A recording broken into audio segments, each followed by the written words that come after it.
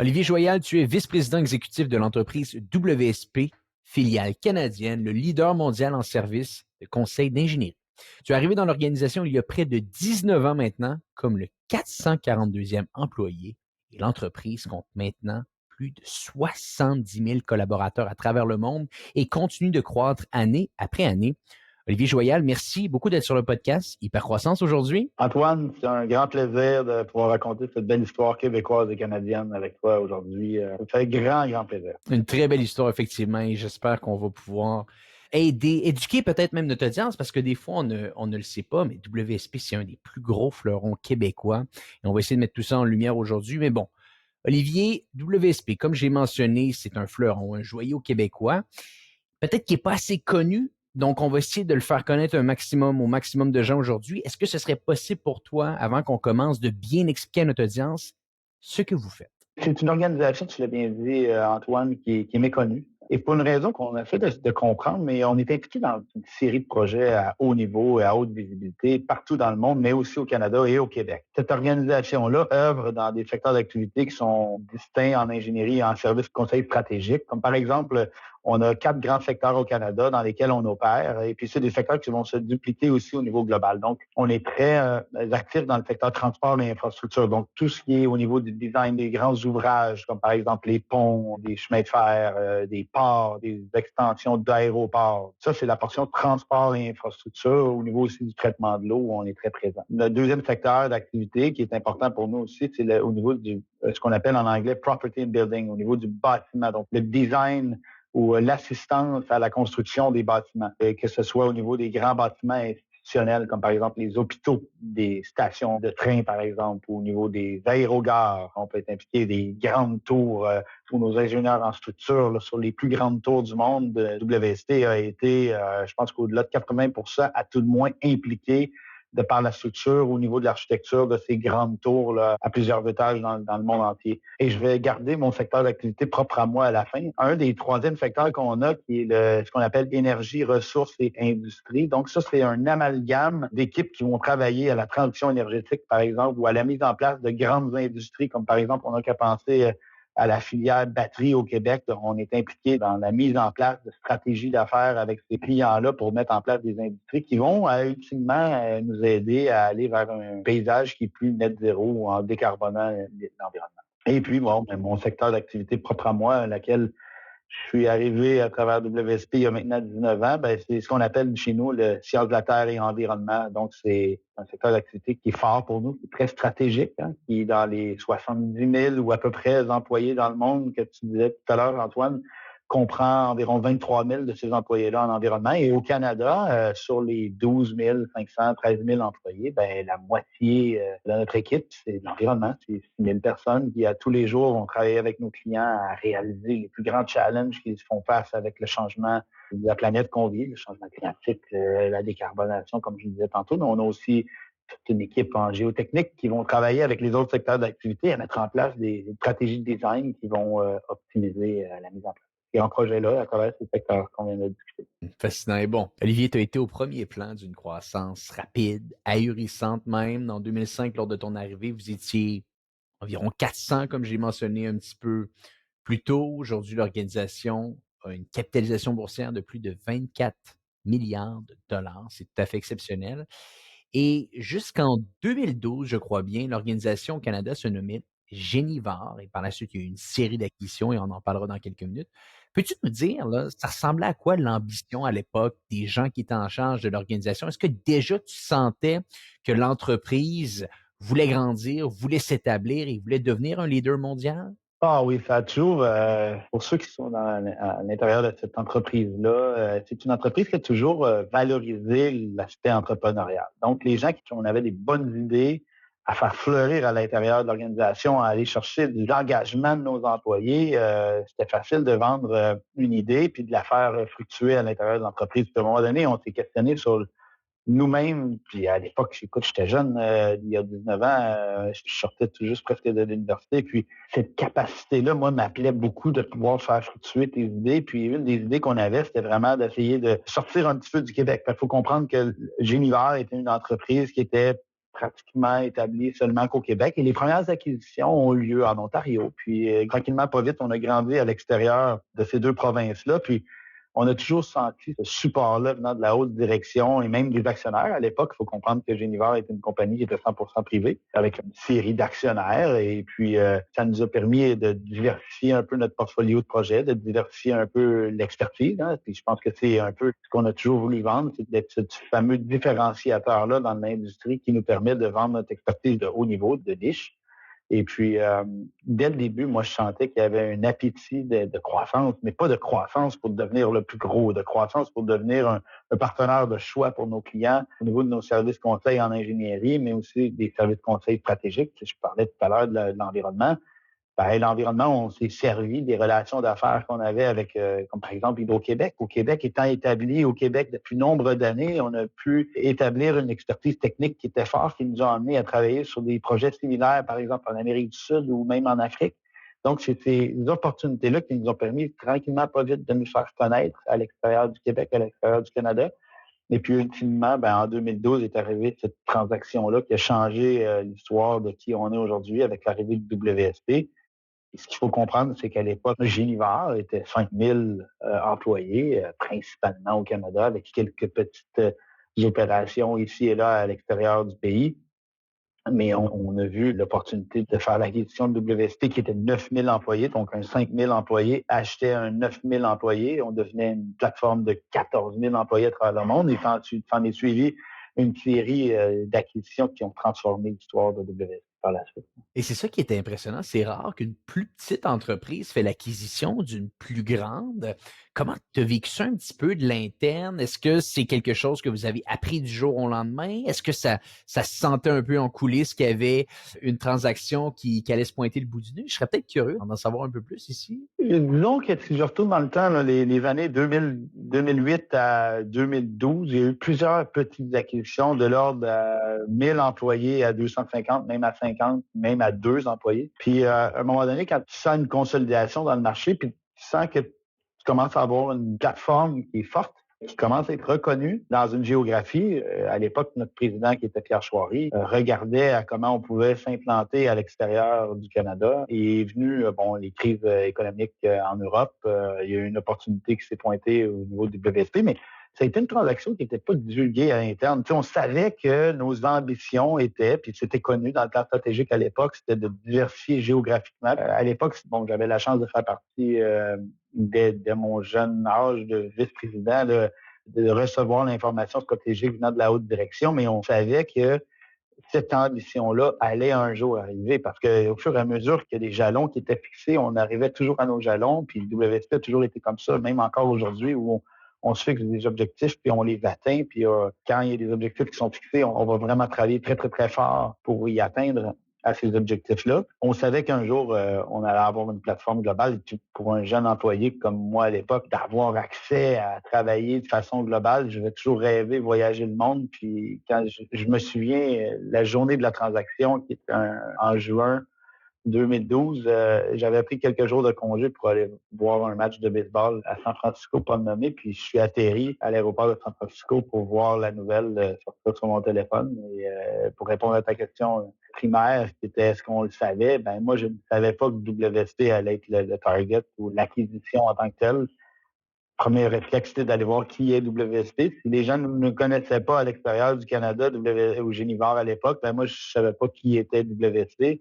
Et à mon grand étonnement, c'était de voir qu'il était dans 35 pays. Puis, bon, rest is history, comme on dit en anglais. Ce qui est fascinant également, c'est que vous adoptez le nom WSP. Ça fait du sens dans un contexte où est-ce que l'organisation avait un brand davantage établi, une plateforme déjà qui était mondiale, une plateforme qui était déjà globale. Mais bon, des fois, il y a peut-être eu un peu d'ego de garder notre nom de base. Est-ce que très rapidement, dès que l'acquisition a été faite, ça a été mentionné, ça a été discuté à l'ensemble du staff qu'il allait avoir un changement de nom ou ça a pris un certain temps avant qu'il y ait ce changement? Si je retourne à ce que je disais tout à l'heure, le fait d'avoir une ADN entrepreneuriale faisait en sorte qu'une décision de business qui fait son sens devait être prise. Et puis, ça devenait évident. Moi, je me rappelle dans les premières discussions qu'on avait au niveau global, puis on disait, ben moi, je viens de Génivore. Les gens nous regardaient, on va dire, bon, OK.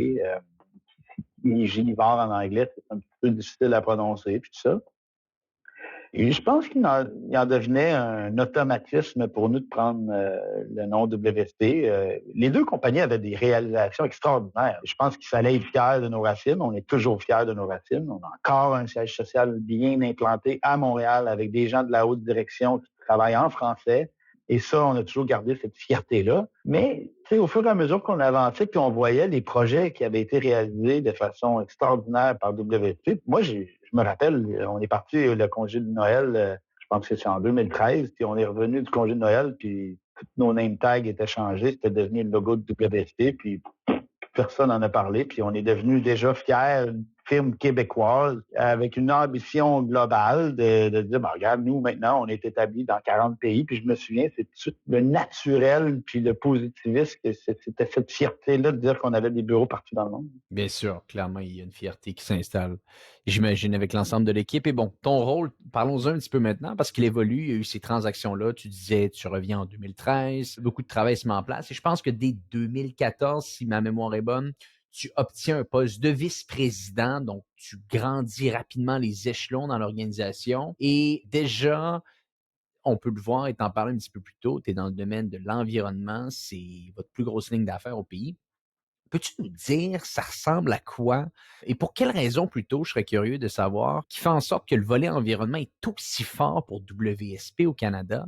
Qu'est-ce qui fait en sorte que vous gagnez peut-être davantage de mandats que votre compétition? Si je vais dans la première volet de ta question, mon cheminement, effectivement, est assez exponentiel avec, c'est une entreprise qui a toujours investi dans son jeune talent. Pas que je suis en train de me dire que je suis un jeune talent, mais il est certainement quelqu'un qui, dans l'entreprise, qui avait vu quelque chose en moi, puis qui m'ont permis de faire certaines erreurs, puis j'en fais encore aujourd'hui, puis d'apprendre de ces erreurs-là, puis de me positionner dans une entreprise et d'apprendre surtout des gens qui nous entouraient. On a tout un programme de mentorat à l'interne qui nous permet justement d'identifier des gens avec lesquels on a un profil X de pouvoir grandir dans l'entreprise. Et ça, c'est très alléchant pour les jeunes, puis ça me fait plaisir de raconter cette histoire-là. Dès 2012, effectivement, moi, j'avais été nommé à l'époque vice-président de notre secteur environnement au Québec.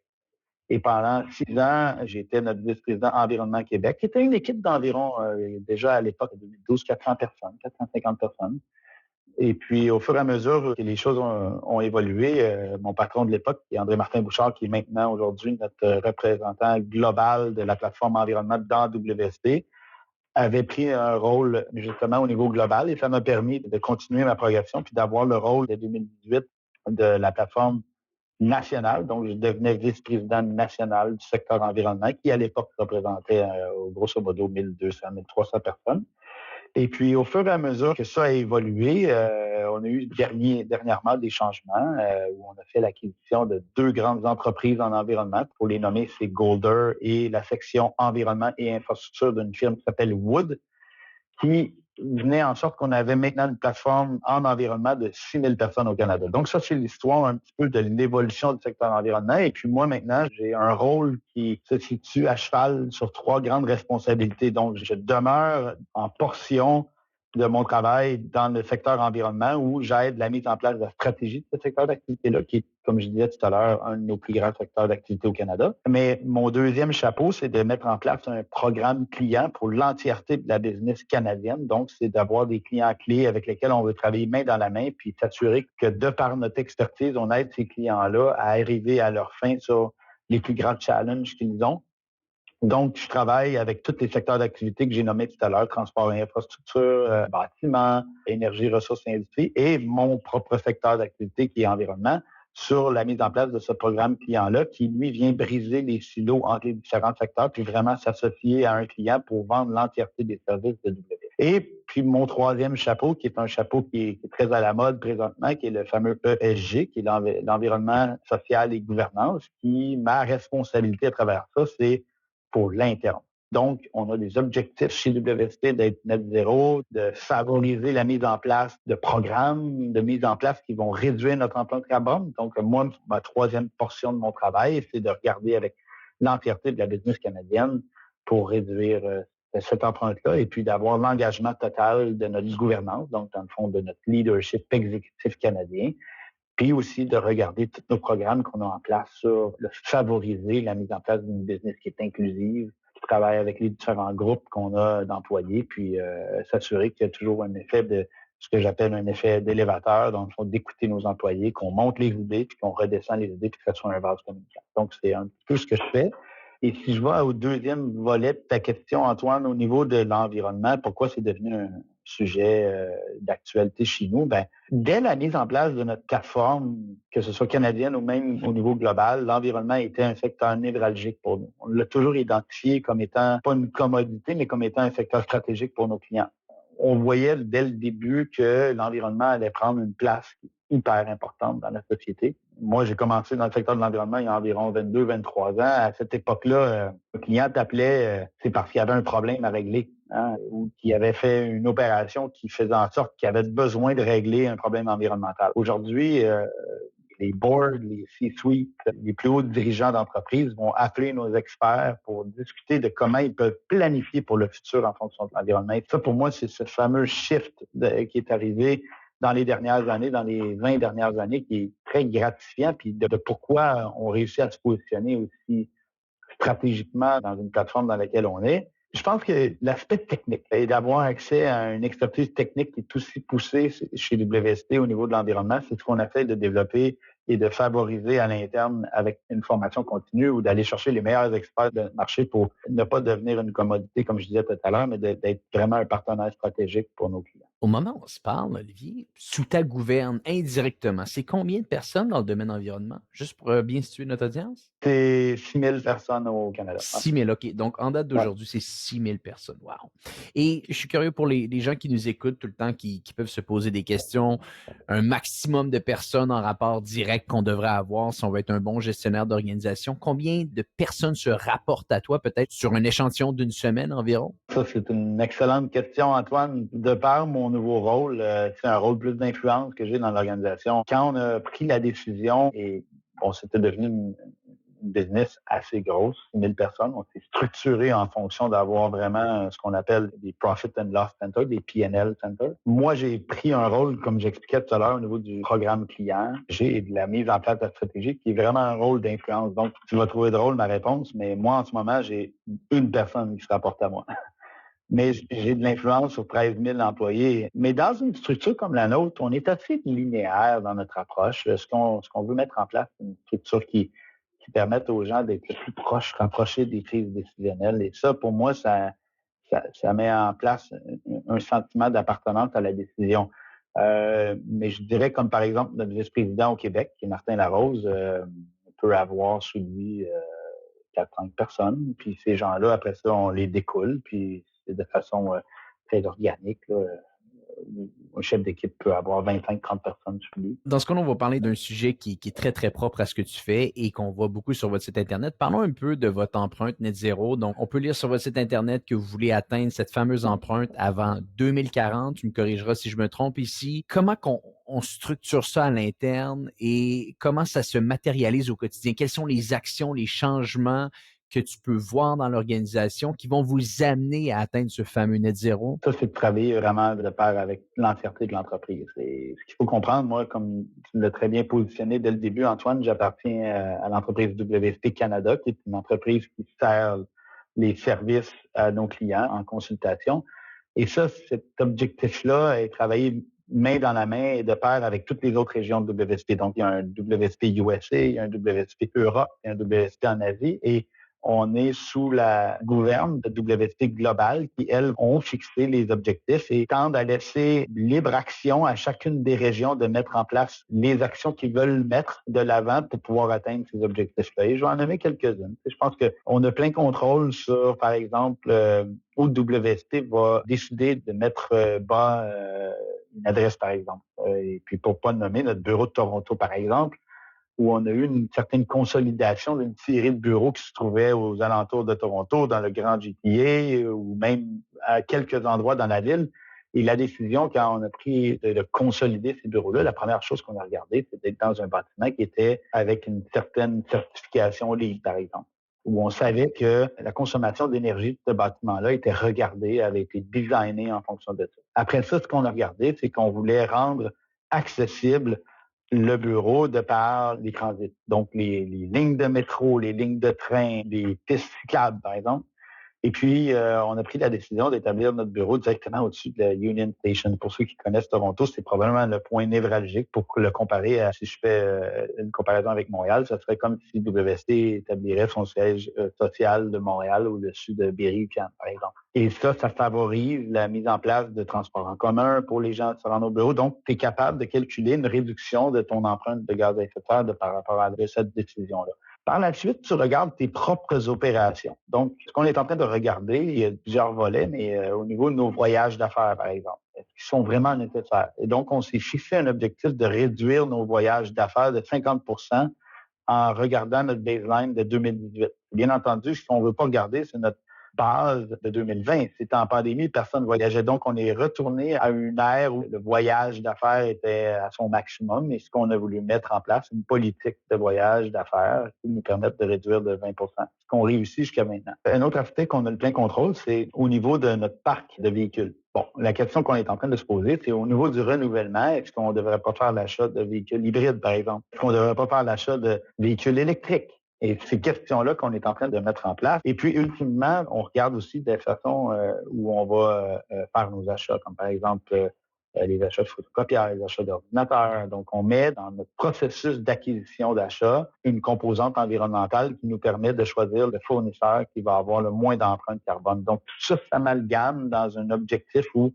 ultimement, tu veux réduire ton empreinte carbone et ça, c'est travailler main dans la main avec les objectifs qui sont fixés par le global. Et bon, je serais curieux de t'entendre un petit peu ici. Dans le service, vous avez beaucoup de gens qui travaillent chez WSP sans nécessairement rentrer dans le domaine, disons, spécifique, mais je serais curieux de bien comprendre comment s'installe le travail à distance chez WSP. Comment on fait en sorte qu'une organisation comme la vôtre, qui a autant de talent, autant d'expertise, vous êtes dans le service, donc les gens peuvent tout de même travailler chez eux. Comment vous avez mis ça en place depuis le retour à la normale? Nous, on a envoyé une directive à nos employés en juin dernier où on demande à nos employés d'être 3 jours OK. semaine au bureau. Donc, un modèle hybride. Oui, un mode hybride. Puis, je pense qu'il est très important de garder cette fameuse flexibilité-là. Et puis, on a vu le positif. Je pense que tout le monde voit le positif. Moi-même, j'aime travailler. Je pense que la première fois qu'on a eu un entretien, Antoine, j'étais à mon chalet. Le vendredi, j'aime travailler du chalet. Puis, ça me fait du bien. Puis, ça coupe un petit peu la semaine. Par contre, on y voit des réels bénéfices de se retrouver avec nos pairs, que ce soit au niveau de la collaboration de travail, de briser ces fameux silos-là, mais aussi au niveau du mentorat qui est fait par des gens qui ont une plus grande seniorité au niveau de l'ingénierie, puis qui vont transmettre ce savoir-faire-là à nos plus jeunes et vice-versa, nos plus jeunes employés qui rentrent, qui arrivent avec des nouvelles idées, des nouvelles façons de travailler qui sont complètement innovantes. On veut faire ces échanges-là, puis c'est ce qu'on favorise. Donc, on a mis une série de mesures en place qui permettent aux gens de pouvoir échanger. Donc, par exemple, des dîners causeries où à chaque fois qu'on va dans des grandes conférences, on demande à la personne qui est allée à la conférence de, pendant un dîner, de juste transmettre ce qu'il a appris avec une invitation qui est faite à tous. Et puis, on a une série d'événements comme ça qu'on veut pousser dans travers le Grand Canada. Et c'était vraiment important. Notre présidente canadienne, Marc-Claude Dumas, était très enthousiaste envers le fait d'avoir les gens au bureau. Puis je pense que ça part du leadership. Et moi, j'essaie d'être au bureau 4 jours semaine. Et quand tu es visible, les gens voient qu'ils peuvent aller te parler, aller échanger avec toi. Il n'y a rien de mieux qu'une bonne discussion, mais effectivement, il y a des bénéfices à avoir ce fameux mode hybride-là. Puis, et je pense que pour l'entièreté de la communauté économique, c'est important d'avoir des gens au centre-ville. C'est important de continuer parce que sinon, les centres-villes vont être en déclin, puis c'est pas ce qu'on veut. Puis je pense qu'un joueur comme WSP, avec un siège social à Montréal, a tout avantage d'avoir des gens dans nos bureaux et de voir une activité qui bourdonne autour de ça. Mais je parle de Montréal, que ce soit à Québec, que ce soit à Trois-Rivières, dans nos bureaux de Bécomo, ben, je pense que c'est la même chose qu'on veut ici. Avant peut-être de passer à des petites questions personnelles, j'aimerais revenir à ton rôle. Tu nous parles d'un travail d'influence. Comment tu expliquerais le quotidien de Olivier du lundi au vendredi? À quoi ça ressemble? Quel type de rencontre? Est-ce que tu es très souvent à Montréal? Est-ce que tu es très souvent sur la route? Juste pour que les gens soient capables de bien comprendre le type de rôle qu'un vice-président pour une organisation publique aussi grande a à faire. C'est une bonne question. C'est tellement Ça bouge un beaucoup. secteur. Ben oui, c'est tellement un secteur d'activité qui a bougé beaucoup et qui continue de bouger. Tu sais, on est encore en intégration des 2 grandes acquisitions qu'on a fait au Canada, comme je mentionnais tout à l'heure. Donc, je pense qu'au moment où tu as une acquisition, il y a un processus d'intégration qui doit se faire. Et puis, dans le processus d'intégration, c'est la transmission de la culture. Et la culture d'entreprise est hyper importante. Et ça se fait, il n'y a pas de secret, là. Ça se fait pas via Teams ou via une plateforme quelconque sur le web. Si les gens veulent te voir, veulent te parler, veulent sentir que tu es un humain. Et ça, il y a eu beaucoup de contacts humains. Donc, l'an passé, on a fait énormément de visites dans les différents bureaux à travers le Canada. Euh, j'ai aussi personnellement un rôle à jouer au niveau d'un client majeur dans le secteur minier, qui est un client global, qui m'a amené à voyager beaucoup en Europe dans les dernières années. Et c'est la beauté d'une plateforme comme WSP. Pour quelqu'un qui aime bouger, je pense que c'est une opportunité qu'on a de pouvoir voir plusieurs cultures, de travailler avec des gens d'ailleurs dans le monde, puis de faire fluctuer cette expérience-là qui, après ça, est emmenée à toute l'entièreté de l'équipe.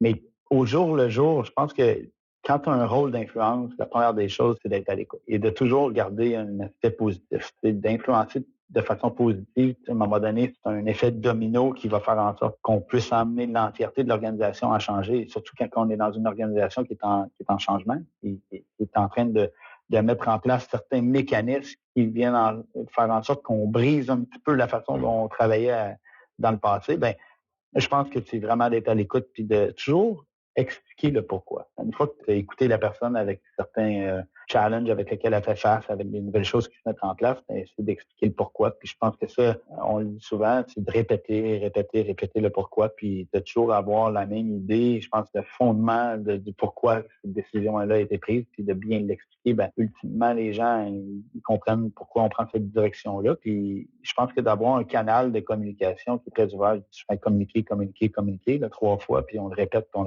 parce qu'ils se sentent écoutés, ben, à ce moment-là, même ceux qui prennent des décisions, l'important, c'est de aussi prendre l'autre côté de la médaille ou même de recevoir certains feedbacks qui permettent peut-être des fois de réajuster le tir et de prendre une meilleure décision ultimement. Puis je pense que ça, c'est quand tu as un canal de communication, surtout dans un rôle d'influence qui est ouvert, ben, je pense que les gens l'apprécient. Fantastique. Et bon, peut-être une petite question, le volet acquisition, vous en avez fait beaucoup, vous connaissez ça chez WSP, tu viens de nous le mentionner, vous êtes en processus d'intégration au moment où on se parle. Ça m'a l'air inévitable là, dans le service, si on veut grandir, de faire des acquisitions. Tous les gens qui sont venus sur le podcast, dans le domaine du service, on dirait celles qui grandissent très rapidement, partent à la conquête de nouveaux marchés, à la conquête de nouvelles entreprises, les intègrent dans la plateforme. C'est quelque chose qui est encore dans les plans, qui va continuer à s'intégrer dans les prochaines années avec WSP? Moi, je suis pas dans le secret des dieux de WSP, mais puis ce que je divulgue là n'est pas de la portion confidentielle. Alexandre Lheureux, lors du dernier appel avec les investisseurs, avec les analystes, dans la divulgation de nos résultats de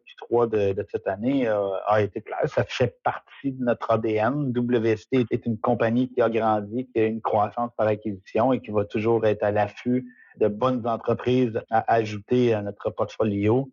Et je répète ce que je disais d'emblée, WSP n'est pas une compagnie qui va faire l'acquisition pour grandir en nombre d'employés, mais va toujours faire l'acquisition basée sur un focus stratégique qui a été établi par la haute direction au niveau global, qui après ça descend dans les régions. Et puis nous, au Canada, ben, certaines niches d'expertise qu'on veut acquérir qui vont nous permettre de adresser certaines problématiques qu'on voit à travers nos projets les plus challengeants, mais qu'on se dit, ben, peut-être que si on avait ce petit bout-là d'expertise de plus, on serait encore capable d'aller un petit peu plus loin. Fait que c'est ça qu'on continue de regarder, puis d'avoir une plateforme qui est forte, tant au Canada qu'au niveau global.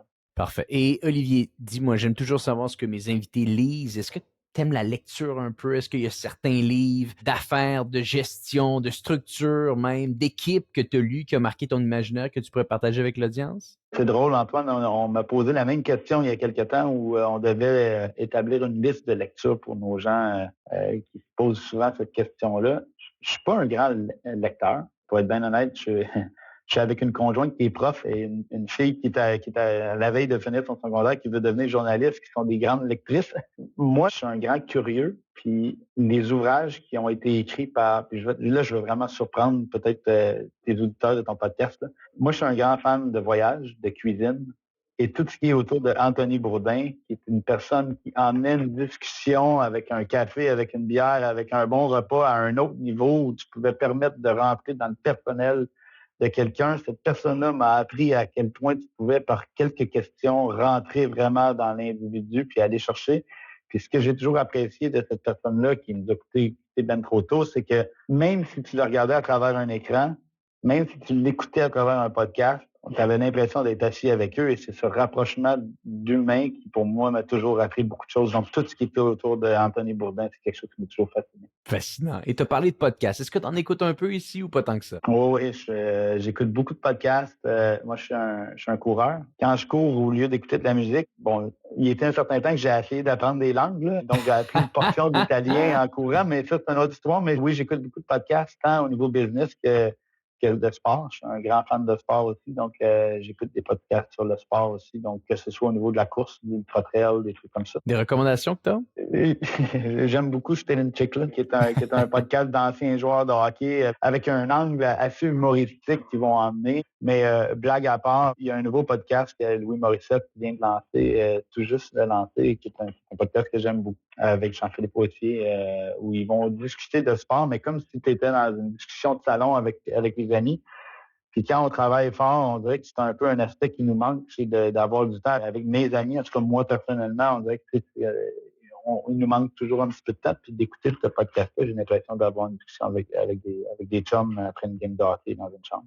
Fantastique. Et dernière question pour toi. Est-ce que tu as une routine avant, pendant et après le travail? Oui, ben, je suis quelqu'un d'assez routinier. C'est bien bizarre que ça peut paraître parce que quand on bouge beaucoup, quand je suis à l'extérieur, j'aime beaucoup courir dans une ville. Ça, c'est ma routine. Je suis quelqu'un qui aime découvrir les choses. Puis quand tu as peu de temps dans une ville, un 10 km te fait courir là, entre 51 heures et 5. Là, puis il y a quelques applications qui sont disponibles où tu peux, ce qu'on appelle Run the City, ou de par le trajet que tu vas prendre, ils vont t'expliquer un peu l'histoire de ce que tu es en train de courir. Et ça me fait fasciner. Fait qu'à chaque fois que j'ai la chance d'être dans une ville, je pars pour un 5-10 km pour apprendre sur cette ville-là. Mais quand je suis à la maison, moi, je demeure à Montréal, près du marché Jean Talon, dans la d'Italie. Puis moi, je marche mon chien à tous les matins. Et puis ma fille qui va à l'école, moi, je voyage en transport en commun. Je prends le métro à tous les jours. Donc, une fois que j'ai pris la marche avec le chien, je marche une section de trajet avec ma fille qui, elle, va prendre la ligne bleue. Puis moi, je descends sur la ligne orange. Puis c'est ma routine de tous les matins.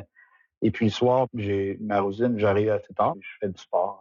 Je fais beaucoup, beaucoup, beaucoup dans ma routine personnelle. Faire du sport, ça permet d'extérioriser un petit peu. Mais surtout, moi, ça me permet de me canaliser un peu l'énergie. C'est important de pouvoir laisser aller cette énergie-là. Il faut qu'on travaille autant fort notre corps qu'on travaille avec notre tête. Donc, on doit avoir une bonne balance entre les deux, là. Tout à fait. Fantastique. Olivier Joël, merci beaucoup d'avoir été avec nous aujourd'hui. Si on veut en savoir plus sur WSP, peut-être vous êtes en train de faire du recrutement. Meilleur endroit pour vous rejoindre? WSP.com. Les sections de chacun des pays sont là. La section canadienne, on a toute l'information sur nos services, sur les postes ouverts. Hein. C'est vraiment la meilleure place. Mon LinkedIn est très à jour. Je suis très actif sur LinkedIn aussi. Donc, vous pouvez me rejoindre quand vous voulez. Ça me fait plaisir de vous répondre. Antoine, ça a été un réel plaisir d'échanger sur cette belle histoire d'une entreprise québécoise, canadienne et maintenant mondiale, avec un rayonnement mondial avec lesquels on fait aller notre excellence technique à travailler avec les projets les plus stimulants de la planète et à répondre à ces grands défis que la planète peut offrir en ce moment, une planète en grand, grand, grand changement. Donc, au plaisir d'avoir échangé avec toi. Ben écoute, c'est une très belle organisation, on le répète, 70 000 employés, 24 milliards de capitalisation boursière. Donc, c'est un fleuron québécois. Il faut en parler, il faut le mettre de l'avant encore plus. Olivier, merci beaucoup d'avoir été avec nous aujourd'hui. Pour les gens qui nous écoutent, on se dit à bientôt pour un prochain épisode de Hypercroissance.